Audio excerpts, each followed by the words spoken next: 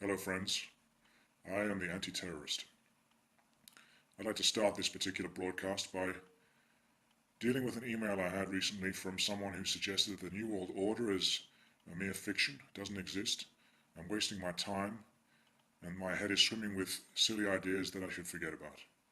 So allow me to just show you this little montage of our current and past leaders talking about it. We have before us the opportunity to forge for ourselves and for future generations a new world order, a world where the rule of law, not the law of the jungle, governs the conduct of nations.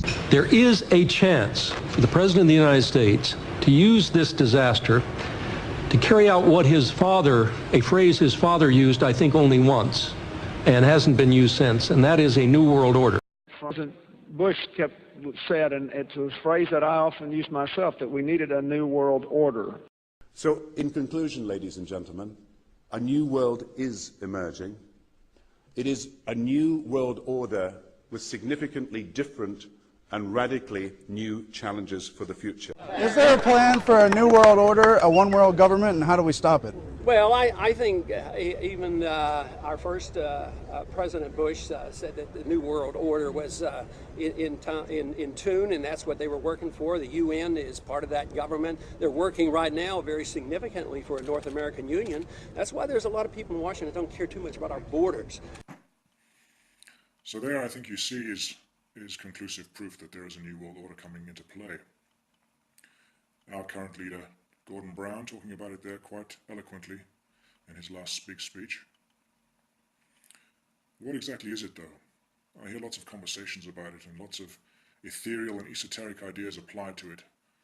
And so what I want to address in this particular broadcast is the conversation about the New World Order, in which we try to enroll our friends in the idea of it, and we try to prove conclusively that it exists, and we try to warn people about what it actually entails.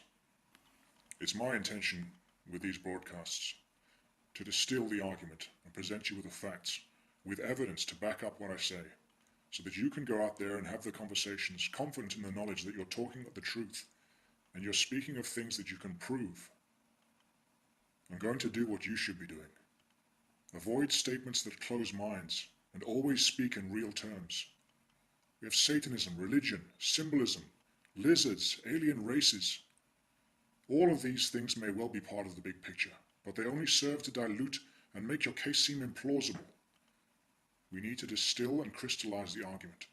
At some point in the future, tangible evidence might come to light that will prove these esoteric arguments beyond all doubt. But until then, they only serve to cloud the issue and detract from the facts. They're a distraction from the very real issues that face us now, issues that we can impact. It's by referring to these things, these esoteric, ethereal ideas, that you can't prove to make your case. You're undermining your own credibility, and you're undermining the credibility of the resistance movement, the movement that wants to stop the New World Order. I've heard David Icke say that believing is seeing. Now, I have a tremendous amount of respect for him and the stand he's taking. His political history and symbolism research is second to none. However, and I say it again, it may or may not be the case, but the necessary belief in lizards controlling the planet takes such a profound leap of faith that the sheeple will resist it with every fiber of their being, and choose instead to ignore the rest of your credible information in favor of the more palatable account of events as presented by the corporate and controlled media. So you will hear me talk about religion and its use as a psychological tool for control and manipulation, but you won't hear me speak of biblical prophecy. I'll be talking about skull and bones and Bohemian Grove, but not about satanic human sacrifice. I can't prove any of it, and I've found no conclusive, unequivocal proof online. If you have proof, send me the link to the evidence. I'm always open to learning new facts. So what is the best way to inform or provoke interest without sounding like a conspiracy theorist? Avoid making statements unless they're provable. Instead, ask questions that will inspire them to look for the answers themselves. Try to avoid giving them the answers, unless you can prove them and they're asked for. Statements tend to close a conversation, whereas questions open it. They open the debate. They intrigue people to look for the answers. You have to keep in mind when having these conversations. When the little man in the back of your head says, I shouldn't be talking about this, it's not polite, it's inappropriate to start this conversation. You have to remember we're so conditioned to conform to certain things, even in everyday conversation. Think about it.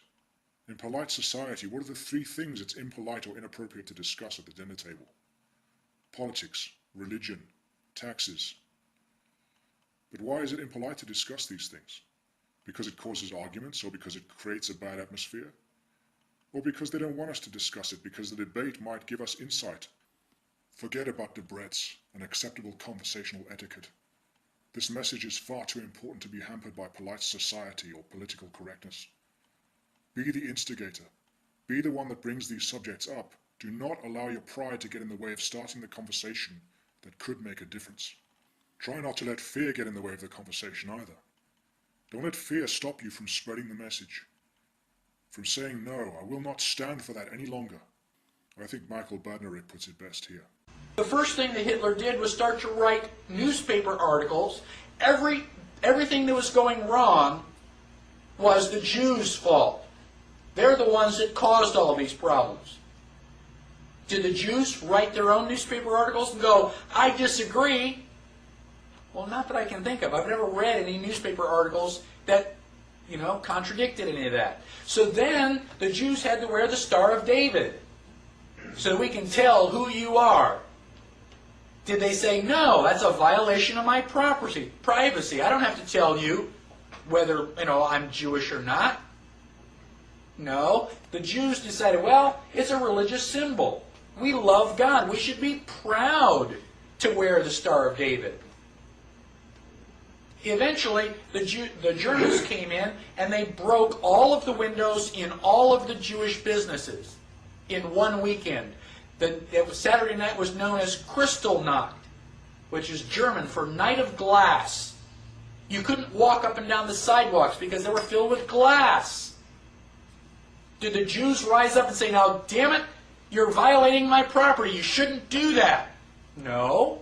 Gosh, we don't want to make the Germans any madder than they already are. We want to just kind of go along to get along. Don't piss them off.